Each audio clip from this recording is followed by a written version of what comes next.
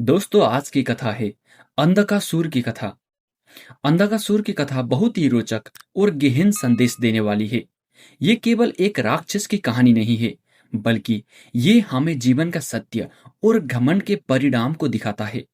अंधकासुर, जिसे अंधक भी कहा जाता है, वास्तव में भगवान शिव का ही पुत्र था। लेकिन परिस्थितियों ने उसको अहंकार से अहंकार बना दिया, अपने ही पिता के विरोध में खड़ा कर दिया। आइए इस कथा को विस्तार में जानते हैं। कहा जाता है कि एक बार माता पार्वती भगवान शिव के साथ कैलाश पर्वत पर थी। मजाक में उन्होंने शिव जी की आंखों को बंद कर दिया।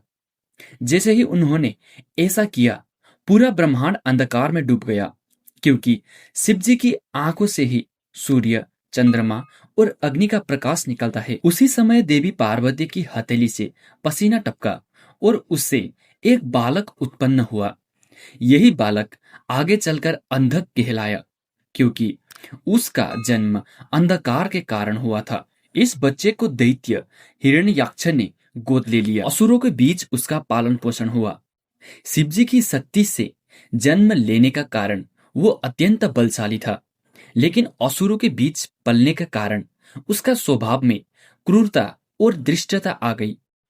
बड़ा होने पर उसने कठोर तप किया और भगवान ब्रह्मा से वरदान पाया कि वह केवल शिवजी के ही त्रिशूल से मारा जाएगा। वरदान मिलने के बाद उसका घमंड और भी बड़ा हो गया और उसने स्वयं को अजय समझ लिया।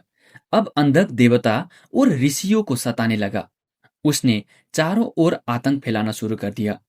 उसका साम्राज्य बढ़ने लगा और धीरे धीरे उसके मन में यह भावना बैठ गई कि पूरी दुनिया पर शासन करना चाहिए। और उसी के कारण जब वो अपनी सेना लेकर कैलाश पर्वत पहुंचा और माता पार्वती को हरण करने की कोशिश की, तभी भगवान शिव जी प्रकट हुए। भगवान शिव ने अंधक को समझाने की कोशिश की, यह मार्ग गलत है, तुम ऐसा मत करो। लेकिन घमंड में डूबे अंधक ने सुनने का नाम नहीं लिया। उसने युद्ध का ऐलान कर दिया और अपने सैनिकों के साथ महादेव पर आक्रमण कर दिया। इसके बाद शुरू हुआ भयंकर युद्ध। अंधक बार बार शिव जी पर हमला करता, लेकिन हर बार पराजित होता।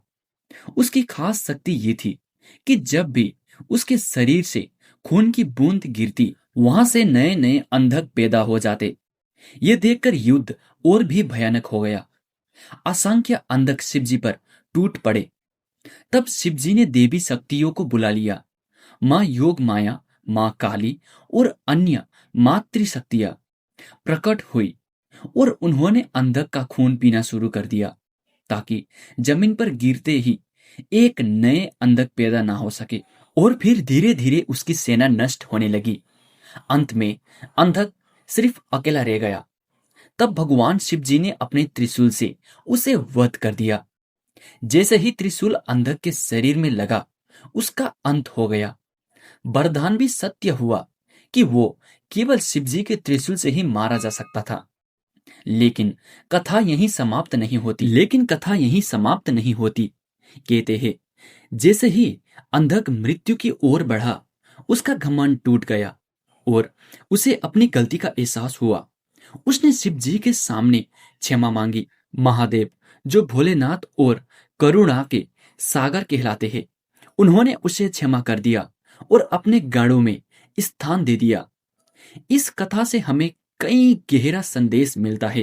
पहला संदेश ये है कि अज्ञान और घमंड इंसान को विनाश की ओर ले जाता है। चाहे शक्ति कितनी भी बड़ा क्यों ना हो, अगर उसमें अहंकार आ जाए तो उसका अंत निश्चित है। दूसरा संदेश ये है कि माता पिता और गुरु का अपमान कभी नहीं करना चाहिए। अंधक का जन्म शिव जी से हुआ था, लेकिन उसने उन्हीं के खिलाफ खड़ा होकर अपनी बर्बादी मोल ली। तीसरा संदेश ये है कि अंधकार चाहे कितनी भी गहरा क्यों ना हो, अंत में प्रकाश ही विजय होता है। अगर हम इसे अपनी जिंदगी में देखें तो समझ आएगा कि अंधक कोई और नहीं, बल्कि हमारे भीतर का अहंकार और अज्ञान है। जब इंसान घमंड में आकर गलत रास्ता चुनता है। इस कहानी का एक और बात यह है कि अगर हमसे गलती हो भी जाए तो उसे मान लेना और क्षमा मांगना सबसे बड़ा साहस है। अंधक ने अंत समय में अपनी गलती मानी और शिवजी ने उसे माफ कर दिया। इससे पता चलता है कि अगर इंसान सच्चे मन से पश्चाताप करे तो ईश्वर भी उसे क्षमा कर देते हैं। इसीलिए अंधकासुर की कथा आज भी सुनाई जाती है। यह केवल प्राचीन युद्ध की कहानी नहीं है, बल्कि अंधकार से प्रकाश की यात्रा है। ये हमें बताती है कि चाहे अज्ञान और बुराई कितनी भी शक्तिशाली क्यों ना हो, अंत में सत्य और प्रकाश ही उसकी जीत करता है। दोस्तों, ऐसे ही और रोमांचक वीडियो देखने के लिए हमारे चैनल सेक्टर टेल्स हिंदी को सब्सक्राइब कर दीजिए और इस वीडियो को एक लाइक भी जरूर दीजिए। हम अगली वीडियो में अवश्य मिलेंगे। जय भोलेनाथ, जय शिव शंकर।